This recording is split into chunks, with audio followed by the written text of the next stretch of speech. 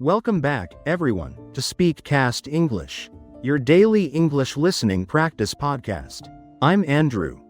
We're jumping into making dinner plans, suggesting restaurants and setting a time today with short, friendly English you can actually use.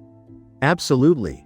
And today, we're diving into a super common, and let's be honest, sometimes a little bit tricky, real-life situation. Oh, I know this one.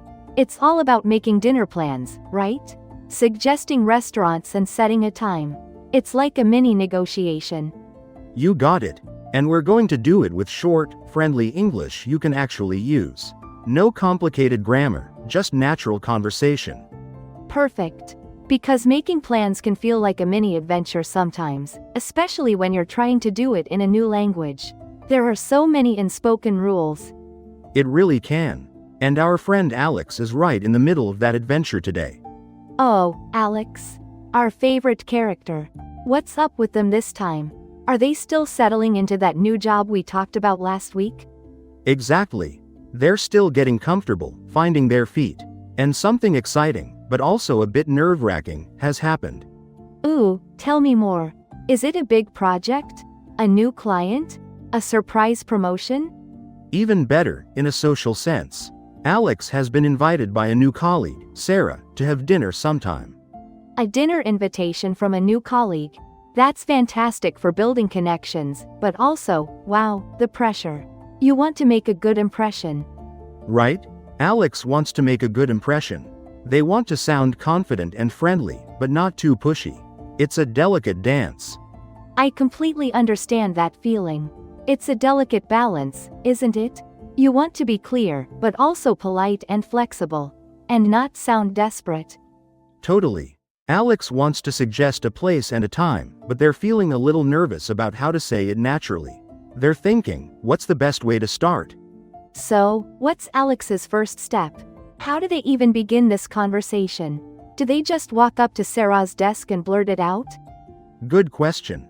Alex decides a message is probably best for a first approach. Less pressure than a face-to-face chat, where you might stumble over your words. Smart move. Text or email gives you a moment to think, to craft your words carefully. You can even delete and retype. Exactly. And the first thing that comes to Alex's mind is just suggesting a casual dinner. Something light, not too formal. Like what? What's a good, easy way to suggest that? Something that doesn't sound like a big, fancy commitment. Alex thinks, how about something like, hey, Sarah, want to grab a bite sometime this week? Grab a bite. That's a fantastic phrase for Alex to use. It sounds so relaxed and informal. It immediately lowers the stakes. It really does, doesn't it? When you say, grab a bite, you mean to have a quick, informal meal. It's not a fancy, long, three-course dinner. It's just food. Right, like if I'm feeling a bit hungry but don't want a huge meal, I might say, I'm starving. Let's grab a bite before the meeting. It means let's just eat something quickly and easily. Perfect example. Or if you're out shopping and you just need a little something to keep you going, should we grab a bite at that cafe? It's very versatile. So, Alex uses that. Hey, Sarah, want to grab a bite sometime this week? It's friendly, open, and not too demanding. It leaves room for Sarah to say yes or suggest something else. Exactly. Now, Sarah replies, sure, that sounds great, Alex. What day works for you? Ooh, Sarah's on board. That's a good start. Alex probably feels a little burst of relief there. Now, the next step is often about timing, right? You need to know when the other person is free. Yes, absolutely. Alex needs to ask about Sarah's availability. They don't want to just pick a day and hope for the best. That could lead to a lot of back and forth. That could be awkward if Sarah is busy. Imagine suggesting Tuesday, and she's busy, then Wednesday, and she's busy. It gets tiring. Very. Alex could say something very direct, like, are you free on Wednesday or Thursday evening? That's clear, but maybe a little too direct for a new colleague. That works, it's clear. But sometimes, being a little more open can be even better, especially with a new colleague. It shows you're flexible and considerate of their schedule. How so? What's a good phrase for that? Something that invites them to share their schedule without feeling interrogated. To be a little more open, Alex could ask, "What does your availability look like this week?" That's a really good one. It's polite and puts the ball in their court. Oh, that's a great phrase, Ava. What does your availability look like? It means, what times are you free or available? What's your schedule like? It's like asking for a general overview. Exactly. It puts the ball in their court, so they can tell you what works best for them. Maybe they have a late meeting on Wednesday, or an early start on Thursday. So, for example, if we were planning our next podcast recording, I might ask you, before we plan our next episode, what does your availability look like next month? Perfect. It's a polite way to ask about someone's schedule without being too specific or demanding. It shows respect for their time. Nice. So Alex decides to go with that. They message Sarah. Great. What does your availability look like this week for dinner? And Sarah replies, I'm pretty open on Wednesday or Thursday evening. What kind of food are you in the mood for? Ooh, Sarah's being super helpful. She's suggesting options and asking for Alex's preference. That's a really good sign. She's making it easy. It is. It shows she's genuinely interested in making plans and wants Alex to be happy. It's a two-way street. And now Alex has to decide. Alex loves Italian food, and there's a nice, new Italian place nearby called Pasta Palace that everyone's been talking about. It's got good reviews. Pasta Palace. Sounds delicious. So, how should Alex suggest it? They don't want to just say, "Let's go to Pasta Palace." Alex could say, "I'm really in the mood for Italian. How about that new Italian place, Pasta Palace?" How about is such a useful phrase for suggestions. What does it mean here, exactly? Is it like, what do you think about? Yes, exactly. When you say, "How about?" you are proposing an idea or making a suggestion. It's a very common and friendly way to suggest something. It's softer than a direct command. So, if I wanted to suggest a movie, I could say, "I'm bored. How about we watch a comedy tonight?" Exactly. Or, "It's a beautiful day. How about a walk in the park?" It's simple and effective. You're putting an idea out there for consideration. So Alex suggests Pasta Palace. But Alex is also smart. They want to show flexibility, just in case Sarah doesn't like Italian or has another place in mind. Right. They don't want to seem too fixed on one idea, like, it's Pasta Palace or nothing. That might come across as a bit rigid. That could be a bit much for a first dinner with a new colleague. You want to be accommodating. So Alex adds, "But I'm open to suggestions if you have another place in mind." I'm open to suggestions. That's a really important phrase for Alex to use. It means you are willing to consider other ideas or options. You're not rigid. You're collaborative. So, if someone asks me, "What should we do this weekend?" and I don't have a strong preference, I could say, "I'm open to suggestions. I'll listen to your ideas." Perfect. It shows you're easygoing and collaborative. So, Alex has suggested Italian and Pasta Palace and said they're open to other ideas. What's next? Now, Alex needs to lock down a specific time. They know Sarah is free Wednesday or Thursday. Alex thinks Wednesday might be better, to get it done earlier in the week. Get it off the to-do list. So, Alex needs to propose a specific time on Wednesday. What's a good, clear way to do that? Alex thinks, 7 p.m. is usually a good time for dinner. Not too early, not too late. So they could say, "So, if Wednesday works, does 7 p.m. work for you?" Does time work for you? That's very clear and direct. What does work for you mean in this context? Is it just about being free? When you ask, "Does time work for you?" you're asking if that specific time is convenient or suitable for the other person. Is it a good time for them? Do they have other plans?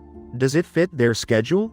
So, if I said, "I'm thinking of a meeting on Friday. Does 10 a.m. work for you?" I'm checking if you're free and if that time suits your schedule. Exactly. It's a polite way to propose a time and get confirmation. It's efficient. So Alex sends the message. Great.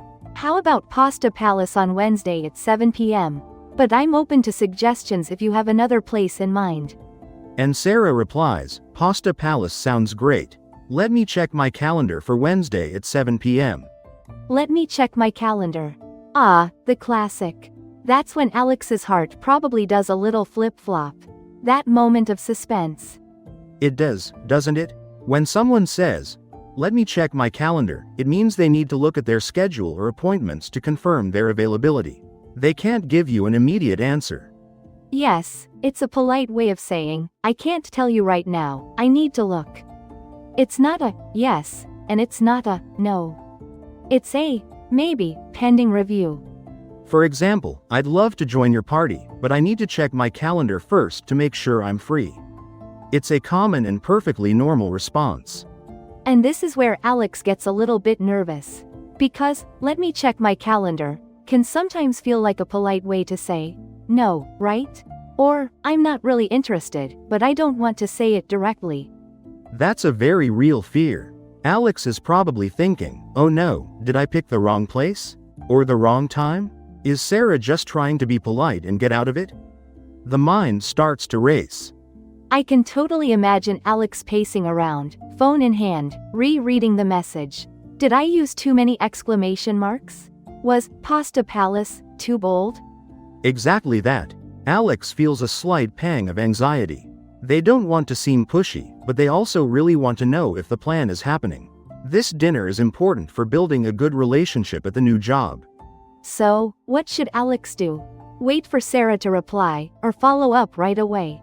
This is a tricky social situation. You don't want to seem impatient. It really is. Alex decides to wait a little while. They don't want to rush Sarah. Maybe she's in a meeting, or just busy with something important. That's a good instinct. Give people a bit of space. Don't bombard them with messages. So Alex puts the phone down, tries to focus on work, but every 5 minutes, they pick it up again. Just a quick glance. No new notifications. Oh, the phone checking. I know that feeling.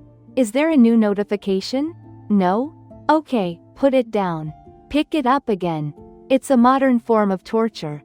Exactly. An hour passes. Then another. Still no reply from Sarah. The silence is deafening. Oh, that's the worst. That's when your mind starts to race, imagining all sorts of reasons why they haven't replied. Did my message even send? Alex thinks, maybe I should have suggested 2 places, not just one. Or been more flexible with the time. What if she hates Italian food? What if she thinks 7 p.m. is too early or too late?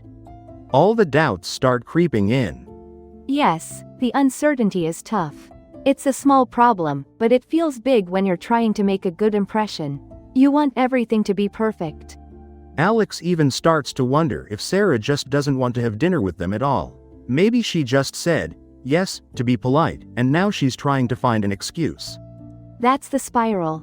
We all did. So, Alex needs to follow up gently. What's a good way to do that without sounding demanding or impatient? They can't just say, well? Alex takes a deep breath.